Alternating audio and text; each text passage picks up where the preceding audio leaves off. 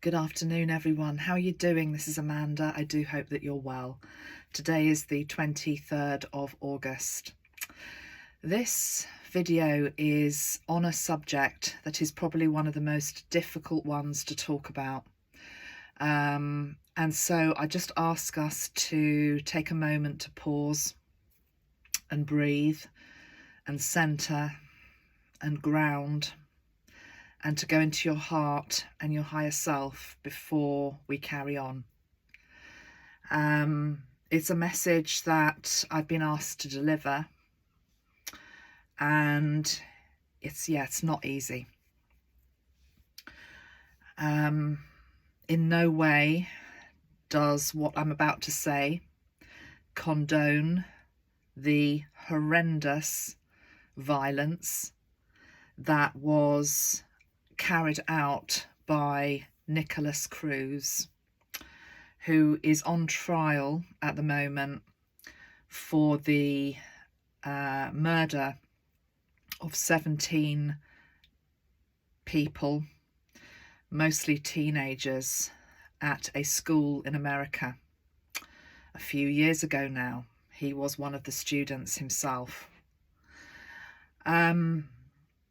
I caught some of the testimony from yesterday. In fact, I caught all of his sister's testimony, who hadn't seen him since he was a baby. Very, very, very powerful, thought-provoking, sad, poignant, quite hopeless, to be honest, testimony of her life growing up with their joint mother, who Nikolas never knew because he was given up for adoption. So the trial that is taking place is literally to decide whether, because he's already admitted that he did it, whether he faces life imprisonment without parole or whether he will be sentenced to death. Now, it's also worth remembering that in other countries, including the one that I live in, the death penalty isn't even an option. But that's what the case is about. He has a defence team because everybody has a right to a defence team in law. It must be very difficult for those people to do that job. As I say, for some reason, my attention went to the sister's testimony yesterday. I'd just like to talk a little bit about it, and more than anything, as well as remembering the people that died, and I can't imagine that pain if you are a parent to have lost your child in such a graphic, terrible, brutal way. Rest in peace to all who died. But there are some very difficult questions that all of this raises for society as a whole. On one level, what do we do with people like this, the Nikolases of our world?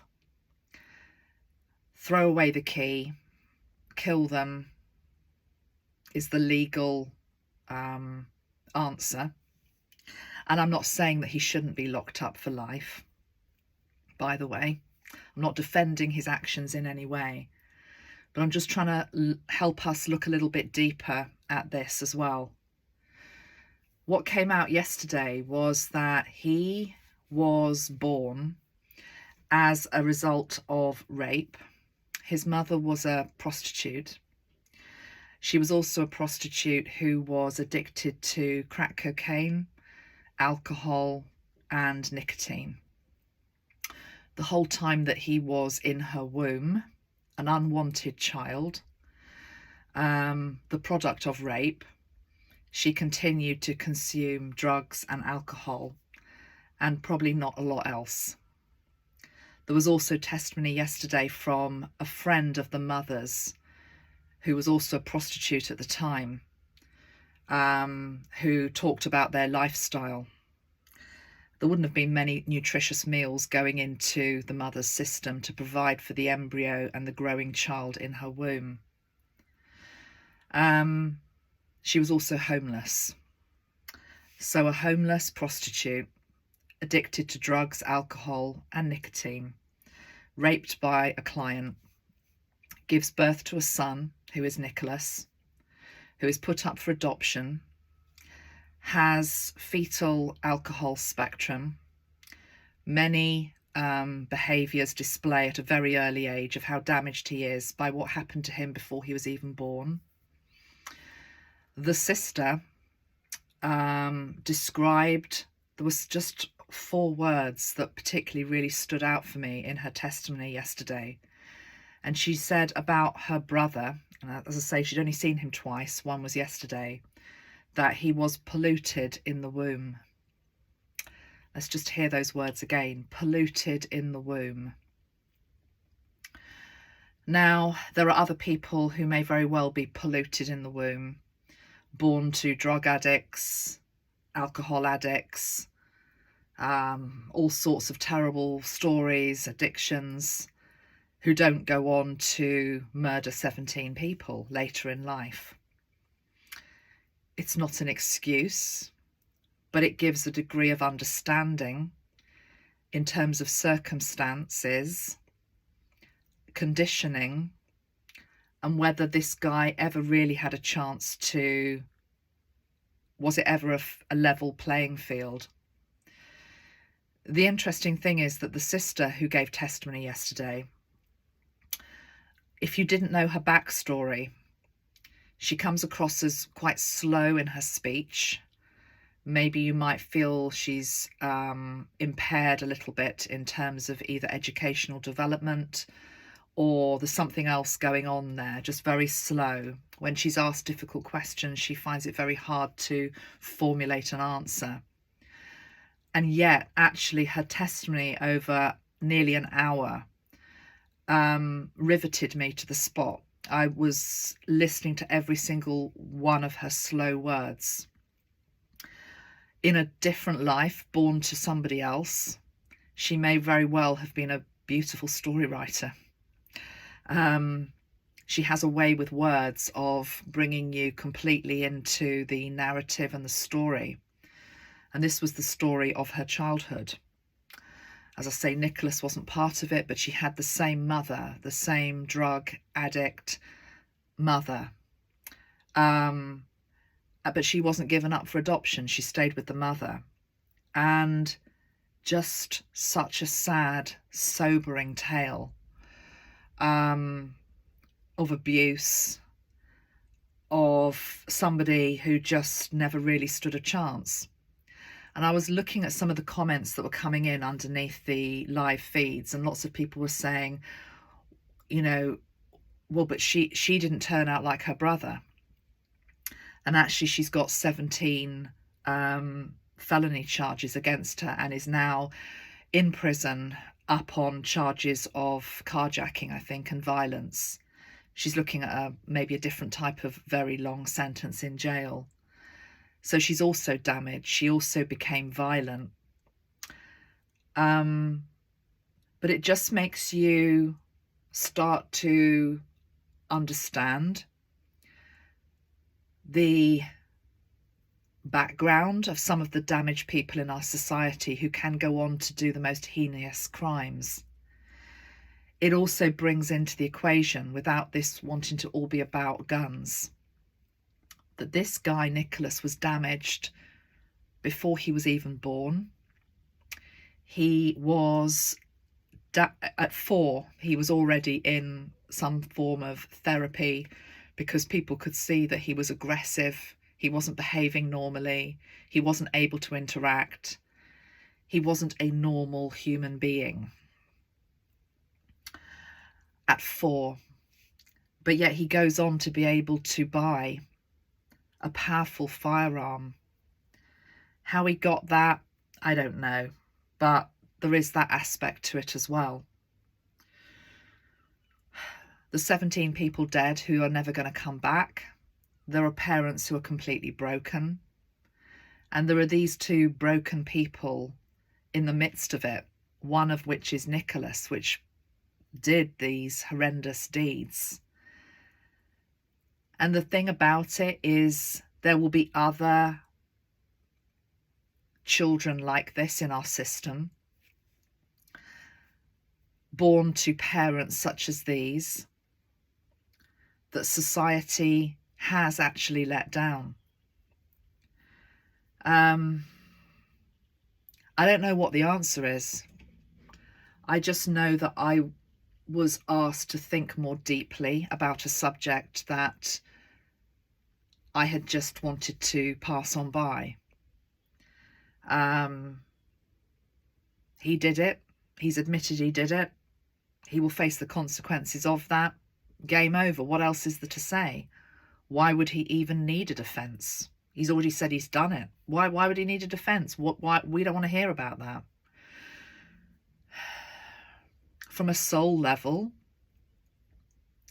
there is an aspect here of well, there are many different aspects going on, but I do think it's bringing up, as well as maybe reform to gun laws, also asking us to look at the underbelly of society. Women like his mother, who were on the street for years. This was her way of life, is a way of life for many women still, and men. But we're talking about a female here, a mother who had no ability to be a mother. Her body was able to conceive and birth a child, but she had no ability to raise that child, no ability to, no maternal feelings, no ability to show love, because the only thing she loved was drugs and getting the next fix. What was also interesting is that the mother isn't being called to give evidence. I think she's still alive. But as I say, the mother's friend from years ago, in fact, she said, I wasn't a friend, I was just somebody who did drugs with her. We walked the same streets. But it came across that this woman had tried to turn her life around. I don't know her full story, but it sounded as though she does some sort of work trying to help women in the type of situation she was in decades ago.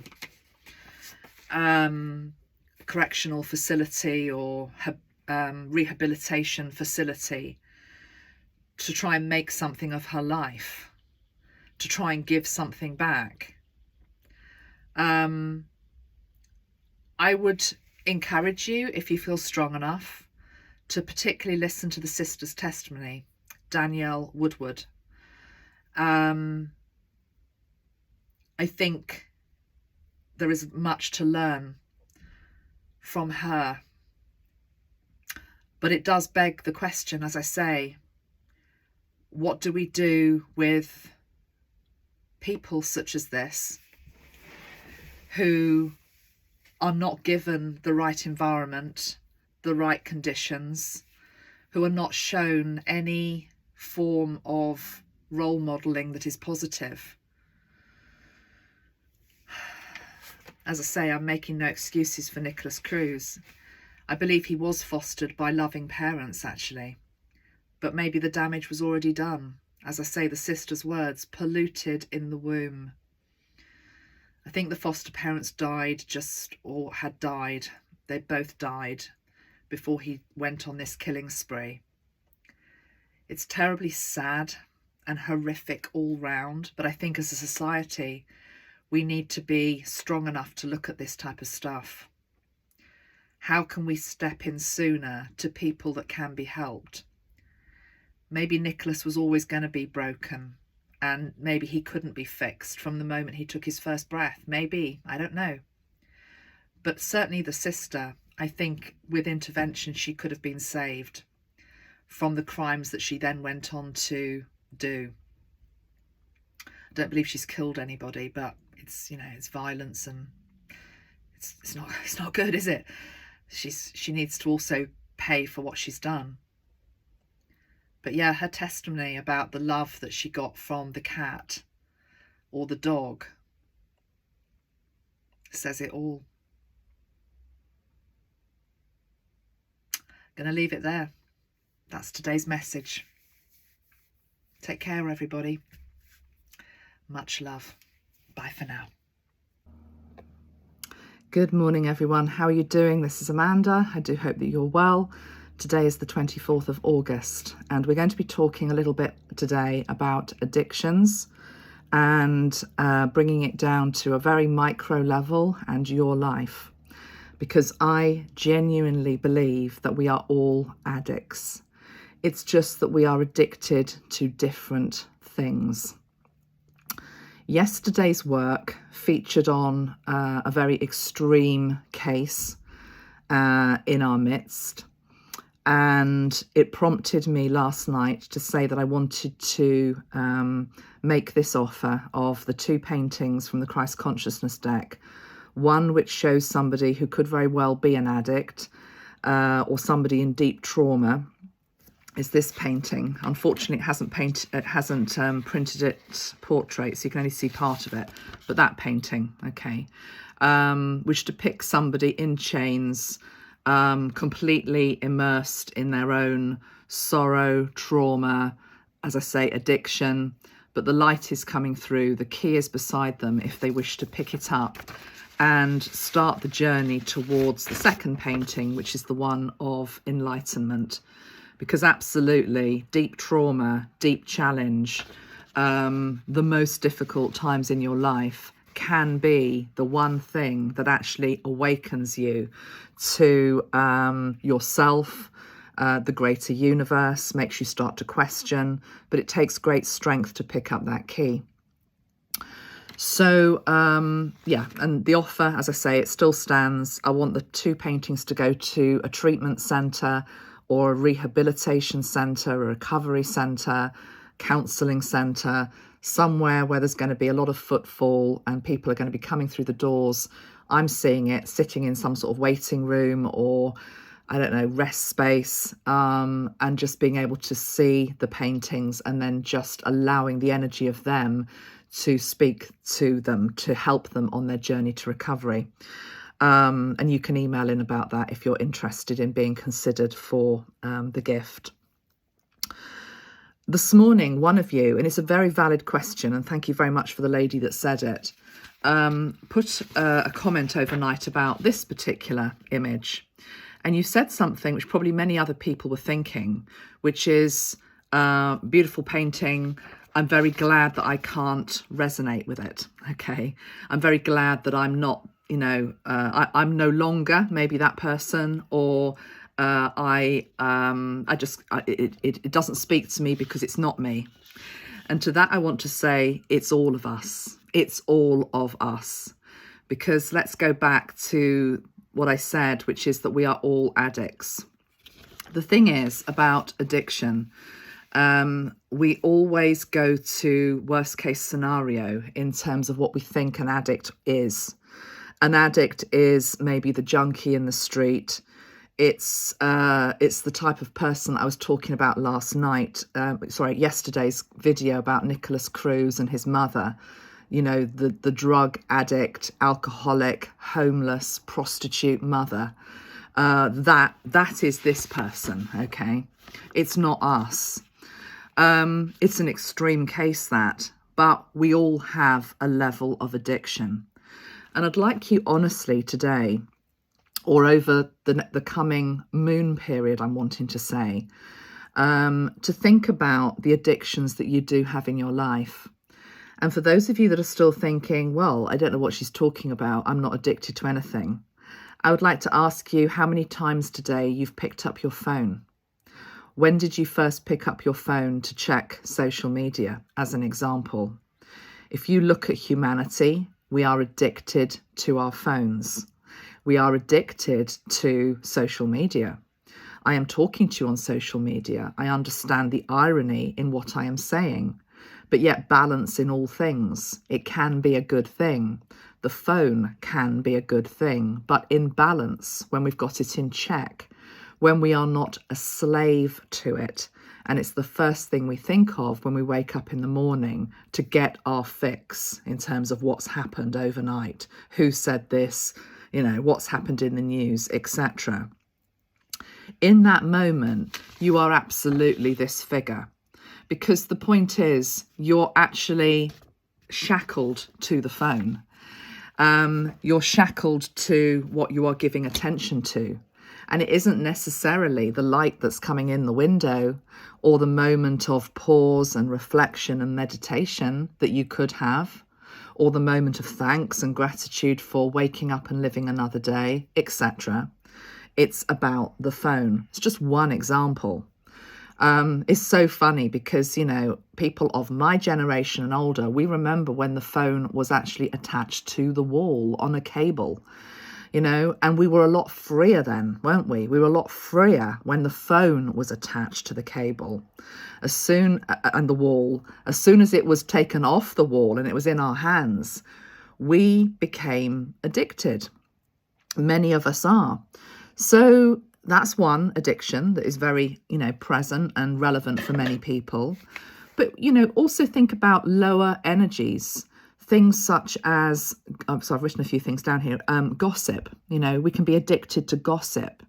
We can be addicted to drama. I've spoken about this so much on my YouTube channel in particular, being addicted to what I call the gallows energy. Give me the next dose of really crappy stuff that's about to hit humanity, you know.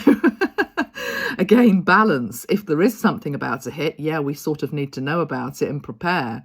But to be preoccupied with it 24/7 is going to be very, very damaging to our mental health, to our sanity, and absolutely to our soul that doesn't just want to be focusing on that one thing. The soul came here to experience everything that is out there.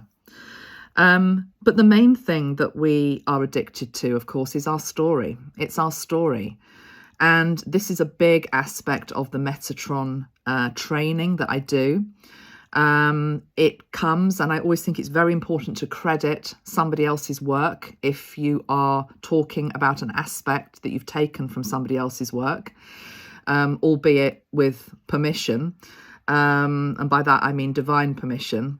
What I'm really trying to say is that when I was first attuned to Archangel Metatron and I got onto my path with him and he became consciously my guide, because he'd been with me a lot before that, I was attuned by a lady called Pippa Merivale, who set up a system of healing called Metatronic healing. I did all the levels of it, but at the time Pippa wasn't ready to pass it on, so I created my own system, Metatron Colour Healing. I did something different with it. But one of the things I always remember Pippa saying is that we're all addicts and that we're all addicted to our stories. And in fact, when Metatron first appeared to her, and got her on that particular path she was on at the time, and then me on my path and other people, he said, you realise that you can remove the story from the body, that we are not our stories, but we cling on to them because they give us identity. Who are we if we do not have our story? That this happened to me, you know, etc. So the chain and the shackles can be your story that you just cannot let go of. And why can you not let go of that? And the truth is, it's usually linked into something such as forgiveness. You can't maybe forgive. And forgiveness, again, is a subject for a whole other day. I've talked about it. It absolutely features as a card in the Christ Consciousness deck. It's one of the main tenets, of course, of Christ Consciousness living, that we have to try to begin the process of forgiveness, because it is a process. It's not something that just happens, you know, one day and it's over with. It's a process, it's a journey, but it's something we need to strive to do. And every time that you go to try and pick up the key, you know, to unlock the shackles of maybe the story, you know, maybe your upbringing, it doesn't mean that it didn't happen. It doesn't mean that you're forgetting. It just means that it doesn't have power over you anymore. And what was so sad, as I say, going back to yesterday's video, why I really wanted to highlight the case, is that Nikolas and his sister both had never got over their childhoods. And in fact, he had never actually got over what happened to him, even in the womb. Very, very extreme cases. But most of us don't have such an extreme case in our life. We might still have very difficult things that have happened to us. It's not negating your pain. It's not saying that it didn't matter, that you haven't had to be very strong. But usually we can turn it around, especially when we put our hand up and we ask for help. We turn from this downward position where we're just looking at ourselves and our issues and our problems, and into that absolutely can also come self-pity, because not necessarily self-pity can come into it as well, the whole victimhood energy. But when we rise from that and we remember our godliness and the divine light that is all around us, then absolutely we can break free.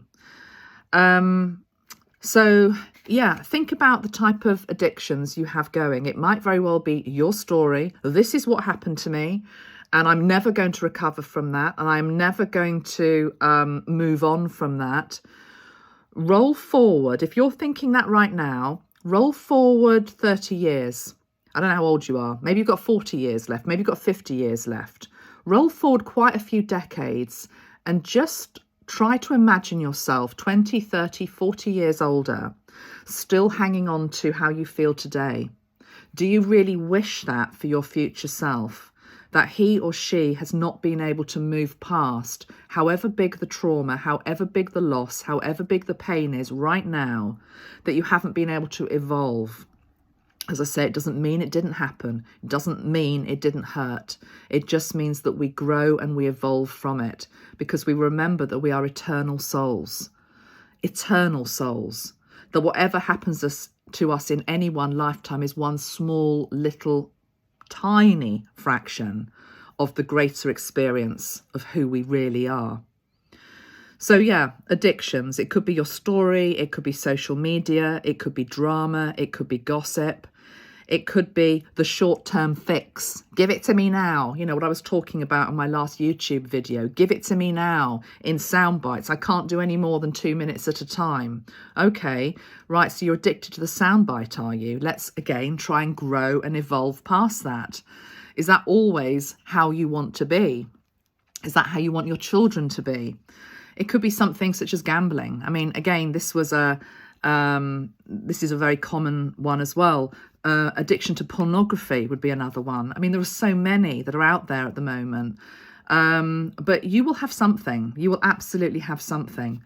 And just ask yourself, why am I needing that? It can even be as simple as, I mean, my mum, bless her, it's all about, let's just bring it down to a more everyday level, okay? Although all of this is everyday, sadly. But, you know, it's like she's fixated on she has to have her bloody hot cross bun in the morning. And if she doesn't get it and her paper, the whole day goes, you know, wrong.